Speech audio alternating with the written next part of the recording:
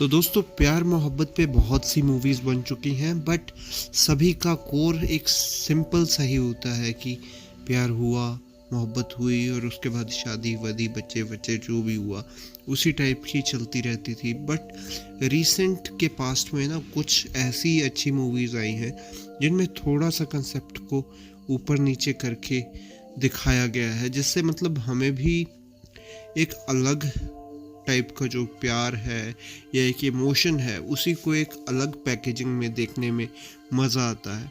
और उसी टाइप की जो मूवी है ना, एक ये वाली थी हे सिनामिका करके, जिसमें दलकर सलमान, काजल अग्रवाल और शायद अदिति रॉय हैदरी करके एक हीरोइन थी, वो थी।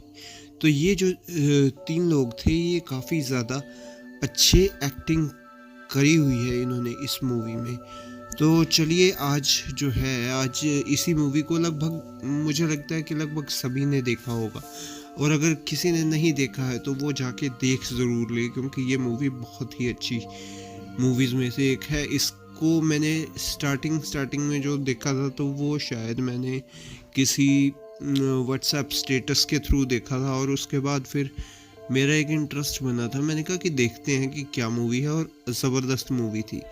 तो चलिए इसकी जो स्टोरी है उसको आज मैं आपके साथ शेयर करूंगा, और चलिए स्टार्ट करते हैं विद द स्टोरी।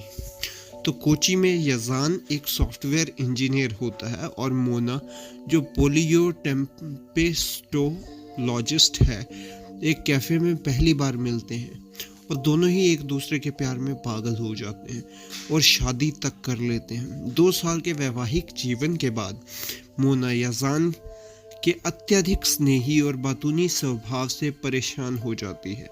वह अपनी ज़िंदगी जीने के लिए उससे अलग होने का फैसला करती है और अपनी शर्तों पर जीने का फैसला करती है। वह पौंडीचेरी में ट्रांसफ़र करवा लेती है ताकि वह कुछ समय अपने लिए भी निकाल सके, लेकिन वह भी उससे प्यार के कारण वहीं पहुंच जाता है, क्योंकि वह नहीं चाहता कि वह उसे मिस करे।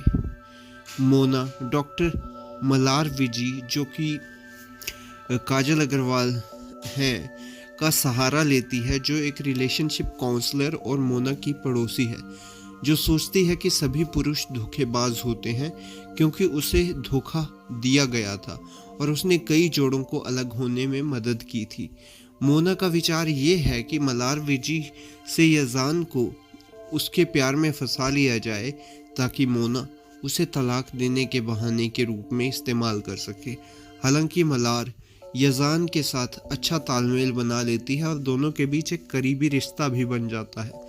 मलार यजान से प्यार करने लगती है, हालांकि उसे इस बात का पता नहीं होता, लेकिन वह आरजे के तौर पर अपने नए कैरियर में तरक्की और सहकर्मियों के साथ अच्छा तालमेल बनाता है।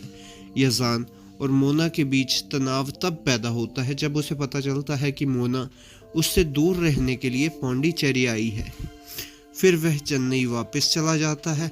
मोना को एहसास होता है कि वह यजान को खो रही है और उन्हें अलग करने की योजना बनाती है, जिससे मलार को यजान के द्वारा खोज लिया जाता है। मलार अप्रत्यक्ष रूप से यजान से अपने प्यार का इजहार करती है, जो भ्रमित और परेशान है। मोना यजान की उनकी योजना के बारे में सच्चाई बताती है। यजान ये देखकर तबाह हो जाता है और मोना को यह बताने के बाद चला जाता है कि उसने उसे छोड़ दिया है और अब वह उसके प्यार के लायक नहीं रही।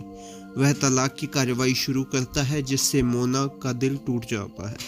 मलार पहले तो खुश होती है क्योंकि उसे लगता है कि यजान उसके प्यार का बदला चुकाएगा।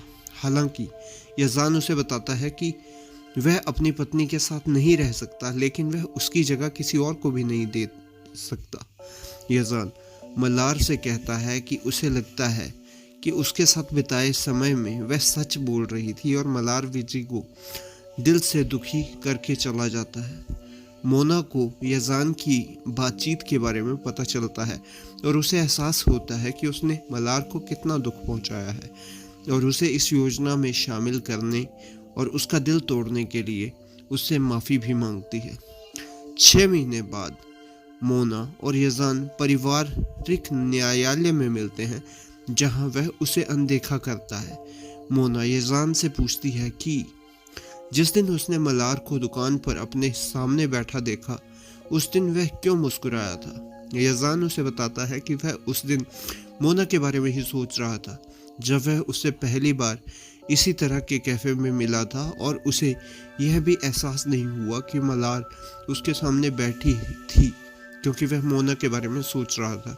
जैसे ही यजान कुछ दूर जाने लगता है तो मोना को एहसास होता है कि उसने उससे कितना प्यार किया था और उसने उसका परीक्षण किया।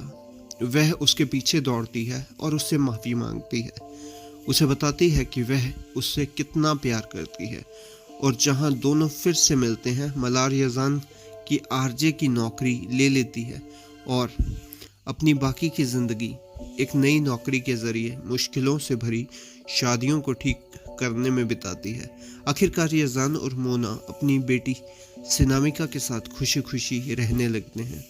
तो ये मूवी काफ़ी अच्छी थी। यहाँ पे तो मैंने आपको जस्ट स्टोरी ही बताई है, बट जिस तरह के अप्स एंड डाउन्स इस मूवी में दिखाए गए हैं, और एक बात होती है कि जिस तरह से एक्टर एक्ट करता है ना, उसको देखकर ही मज़ा आता है। यहाँ पे स्टोरी सुनना तो अच्छा होता है, बट उसके बावजूद भी जो एक्टिंग के स्किल्स जो हैं इन लोगों के, इनको देख के बहुत अच्छा लगता है। आप अगर देखेंगे तो आपको अच्छा लगेगा। एक तो ये होता है कि इनकी ड्रेसिंग सेंस वगैरह बहुत ही ज़बरदस्त है और ये चीज़ें देख के अच्छा लगता है। तो ये था मेरा रिव्यू। मैं आपको इस मूवी को 100% रिकमेंड करूँगा। मैं मिलता हूँ आपसे किसी और वीडियो में किसी और रिव्यू के साथ। तब तक के लिए बाय।